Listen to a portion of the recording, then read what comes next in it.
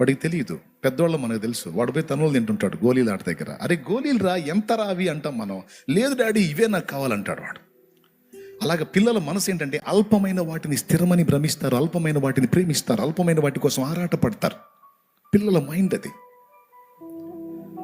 యేసయ్య మహిమతో మనల్ని చూసినప్పుడు మనం వాటి కోసం వీటి కోసం ఏడుస్తుంటే ఆయన పక్కన కూర్చొని ఏమిటాడు తెలుసా? నా కుమారి అవి అల్పమైనవిరా, నా కుమారుడు అవి అల్పమైనవి, వాటి కోసం ఎందుకు దిగులు పడుతున్నావు, ఎందుకు కలవర పడుతున్నావు, ఎందుకు యాతన పడుతున్నావు? నీకు కావాల్సినవన్నీ నేను ఇస్తా కదా, ఈ భూమి మీద నీ మనుగడ సాగాటానికి కావాల్సినవన్నీ నేను ఏర్పాటు చేశా కదా. నీ మైండ్ అటు పెట్టు, నా వైపు పెట్టు, నేను ఇచ్చే వాటి వైపు పెట్టు, నా చిత్తం వైపు పెట్టు.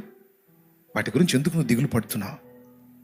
గోళీలాట కోసం పిల్లవాడు గోళీల కోసం తపన పడితే మనం ఎంత బాధపడతామో. ఈరోజు గోళీల కంటే హీనమైన అల్పమైన లోక భోగాలు